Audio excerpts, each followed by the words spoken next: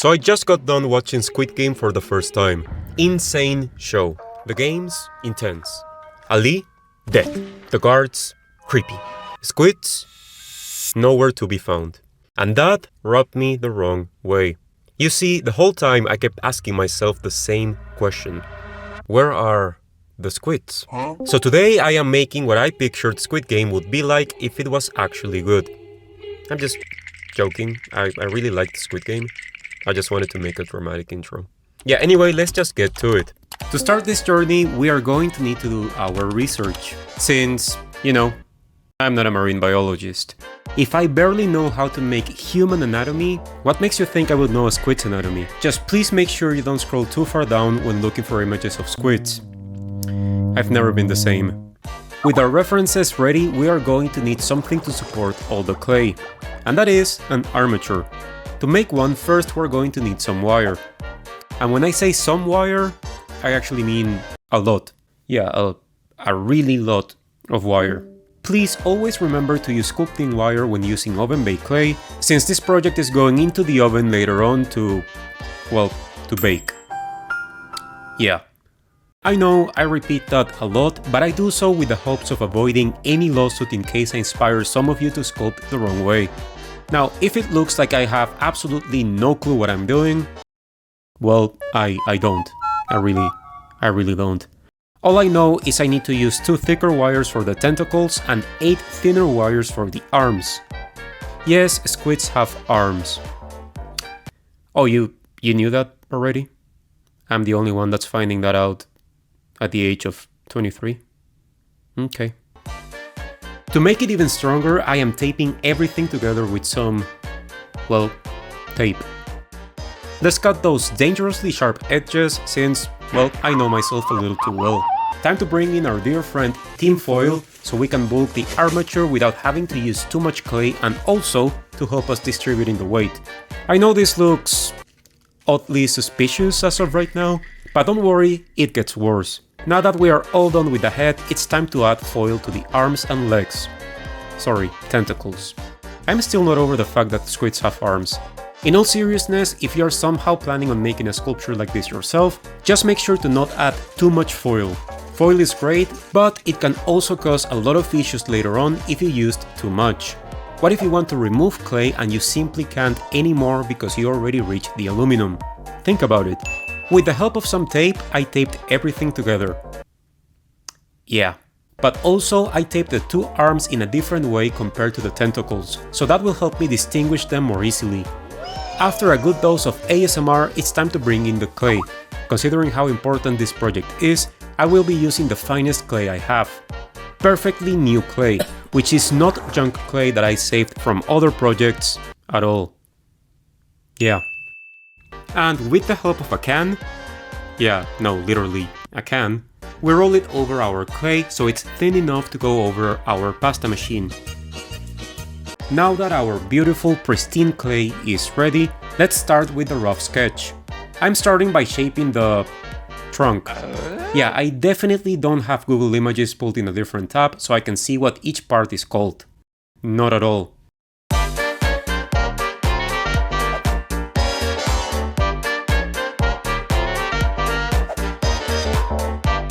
I am also shaping the fins, a word that once again I definitely knew. Time to stray away a little bit from what a conventional and normal squid looks like by adding the mask. The clay you're seeing me use here is a clay I have that is great for bigger projects where I need to add a lot of clay since it's softer and therefore easier to work with. But since I had some left, why not use it to define the bigger shapes? And also time to add those perfectly symmetrical eyes, which are thankfully normal eyes that are just called eyes. In case you are thinking to yourself that it doesn't make any sense for his mask to be in the front when his eyes are on the sides, trust me, I know. And I knew while I was sculpting this fella, but questioning the logic behind a sculpture like this makes even less sense than the sculpture itself, so it is staying. You can think that the mask is his nose, if that helps. I also made a cute and surprisingly symmetrical square for the mask to help me visualize this project a little better.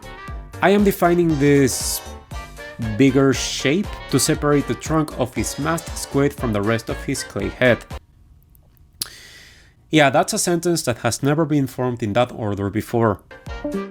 And with the first sketch of the head kinda there, let's move the arms and tentacles around to make the composition look a lot more interesting. Remember, I am making a squid, so there needs to be a lot of movement on this piece. The clay I am using right now is great since it's pretty soft, which is perfect for these early stages of a sculpture. No details are needed for now, and once we get to them, our dear friend Luisito will be covered in firmer clay. Yeah, he's called Luisito, by the way. That's the name that my dad picked. With the help of a loop tool, let's make the fins thinner so this sculpture can have some more depth. My original idea was to make him on the goofy, cartoony side, and that's why you're seeing me making the eyes like this. It is not going to stay for long, so don't worry. I noticed his trunk was a little too not thick enough for my liking, so let's make it thick enough for my liking. Yeah, this is my full-time job, by the way. Going back to the fins, I decided to make them even wider so the silhouette of Luisito will be even more striking. It is time for Luisito's first shower in isopropyl alcohol to remove fingerprints and smooth everything out. Don't know how a squid would react to alcohol, so I don't have anything dumb to say here. After a good grooming session, let's cover Luisito in that firmer clay I mentioned earlier. So it's easier for me to spot happy little accidents by having everything of the same color. I mean, kinda. Don't say goodbye to the softer clay just yet, since it's time to cover the tentacles in it as well. Oh, and the arms. Wait, squids have arms? Well, I'm only covering some of them and you'll see why later on. To connect Luisito's tentacles to the rest of Luisito, I used a silicone shaper and a ball stylus. I was about to complain about sculpting tools not having the most normal names, but then I realized, who am I to judge?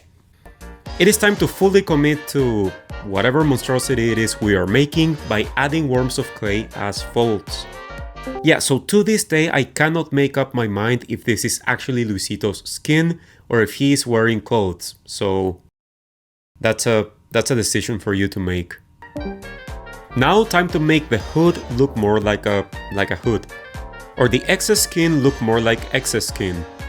With our dear friend William, that's the name of this sculpting tool right here. Yeah, I like to name absolutely everything if you haven't noticed. Let's make some seams for the clothes, or scars if you want this to be Luisito's skin for some reason. Sorry, I'll stop with that joke now. I'm going to reveal the actual reason why I'm making this sculpture in the first place, and that's because I needed something to hold my tools. Doodlebob is just not enough anymore.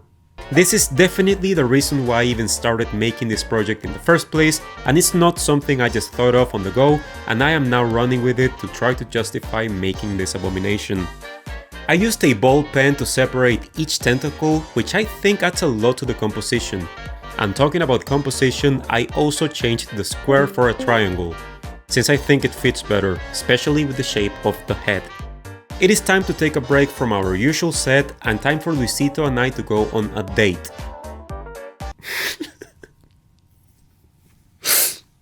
The reason why we're going out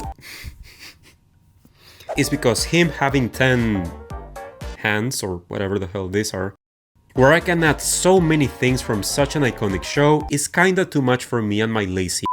So time to go to Hobby Lobby to grab some miniature thingies and inspire myself. Going back to our usual set, it is time to make the base. Now let me ask you a question. What is this squid missing? Well, a gun. Obviously. The whole reason why I went to Hobby Lobby was to get myself a miniature MP5. Or any other modern rifle, you know I'm not picky. And this was the best they had to offer. Yeah, so that is not what I am looking for, but maybe for a future video where I make Cowboy Luisito. I wanted to avoid making a miniature gun at all costs, since, to be honest with you guys, I kinda hate sculpting things like this, you know, small and thin. I hate it so much that I even started looking around on Amazon and Etsy. But when I saw the price for one of these and remembered I am a broke artist, all that hate faded away. The gun itself doesn't need to be anything perfect since it's not going to be the main focus of the show. Yeah, now that I say this is probably the only thing you're going to pay attention to from now on. I also made some dalgona cookies. Yeah, go ahead and drop a comment letting me know that these are not actual cookies and these are considered candy to help me boost the algorithm to more people, please. The really cool thing about using oven baked clay is that you can bake it in the oven. So then you have a stronger canvas where you can work on top of, without being concerned of messing up the shape. Which is exactly what I did for both the gun and the candy. And after adding some more details to the gun, time to go back to Lisito, who... yeah, he's seen better days for sure. Why does he actually look depressed? Anyway, it is time for one of my favorite steps of making any sculpture, and that is to add texture. I used the glove I have to give his mask, or nose, some texture, and I cannot believe I nailed it first try. Like, actually, this time.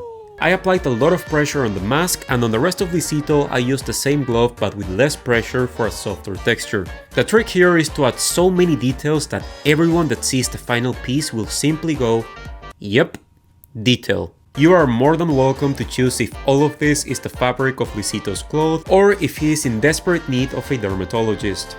Time to add the eyes. Yes, again. I'm not even sure why I removed them in the first place, but oh well. And here is the actual reason why I'm making this sculpture. You see, I've been in talks with Sculpey, the clay I've been using since I started sculpting, and they were kind enough to send me this. An ultra secret package that is not so secret now because it's a product that released months ago. Flexible oven baked clay. Now, just as a quick disclaimer, this video is not sponsored by them or by anyone, and this video is not a review. Let me know if you guys want me to make a review or a comparison between Cosclay and Sculpey, and I will. But we are gathered here today for Luisito. When Sculpey told me about flexible clay, my mind instantly thought of sculpting an octopus. But yeah, so north of the border is already a thing, so using 100% of my extremely creative brain, I thought of a squid. Yeah. So I decided to make some of these arms and tentacles with this flexible clay to see how truly flexible it is. Time to separate the tentacles from the arms by bulking the palms of the hands? Yeah, what are these things? Anyway, considering flexible clay should be a lot better at handling stress, I am making the tips of the arms as well as the mantle and fins with this flexible clay. Time to make the suckers! Yeah, I'm an adult, by the way. With an unbelievable amount of tiny balls of clay and then using a tiny ball stylus. A lot of suckers and balls in this video. Yeah, there's not a lot to say on this part, so yeah, unplug the Patreon. Let me just say I am now on Patreon, where I am giving away this massive sculpture of Venom to one lucky member. From a whole series where I teach you how to sculpt, to hours and hours of unedited behind the scenes content, my Patreon has it all. I am honestly very proud of it, and if you want to support my work, I 100% recommend you check it out. I'm even writing the names of all my patrons on this massive sculpture of Bobby, yeah, that's his name, as a huge thank you for your support. Huge thanks to my first 50 members and to you for listening to me yap. Now let's get back to it. The almost last step of the sculpting process was to make a lot of thin worms of clay to add to the mask as well as making some belts. You know? Detail. And talking about detail, I also made a participant of the games, I guess, to test this clay out. Is it truly flexible? Well, yes. It absolutely is. Made some skin or that participant's clothes, and just a bunch of teeny tiny details to make the composition look fuller. And if something looks fuller, then it is fuller. The very last step of the sculpting process was to remove the triangle, since that is something that should be painted and not sculpted. Time for our dear friend Luisito to go into the oven at 275 nonsense or 130 Celsius for 45 minutes. To start the painting process, let's paint the whole mask with black. That's it. No primer, no nothing, just black. I also decided to start working on the base by adding some sand-looking thingies I got from Hobby Lobby with glue. And then going back to the mask by painting it with some metallic black. And then going back to the platform by painting it with light blue. And then going back to the mask by painting the triangle that of course I nailed first try in this very satisfying brush stroke. Yeah, doing things in this order is definitely not a pain in the ass to narrate, or edit. And it for sure is not confusing for you to watch. Painted the accessories like the dalgona candy and the MP5 with that metallic black that I ended up liking a little too much. Nice. And now time to paint the rest of Luisito with an airbrush. This is also my first time using an airbrush, well, ever, so don't be too harsh on me. I am first going to paint him with some black primer since I want this piece to have a darker vibe to it. One of you guys over on my Instagram, @myhollow by the way, mentioned that he looks like a Bloodborne boss, and now I cannot unsee it, so we are going with it. After covering all of Luisito with black primer, it's time to add some very thin white layers to create shadows. So once we start adding colors, he will already look shadowy. In the shadows. Yeah. Let's finally add that well-needed red so Luisito can have some actual color, since he was looking very pale before. No? Alright. Now while we're doing this is your reminder to subscribe. Videos like this are not easy to make at all. So subscribe if you're enjoying the content, and remember, I have a series of sculpting my subscribers, so all you have to do is, well, subscribe. Take a screenshot and send me that screenshot to my Instagram. Link in the description. Thank you so much for being here, and let's get back to Luisito. After covering him up in red, let's paint the belts with black, which, if I do say so myself, was the one thing this guy was missing. It really added a lot to the composition. Now I am going all over Luisito. Hold on, pause. With some very washed down black to make the red not so red. And talking about making the red, well, less red, I also added some pink with very brushed down strokes to give him that weird salmon color they have on the show. Getting to the finish line of this sculpture, I added some glossy varnish in random parts of Luisito. Covering him up completely would just not look right, and I am so happy and proud of myself for making it so spotty. Is spotty a word? Oh, it is. Okay. It looks way more disgusting this way, which is the right way. Painted the dalgona candy with a marker since, yeah, as you can remember when painting the triangle, I cannot be trusted with a brush, and added some of those dollars that I got from Hobby Lobby for even more details.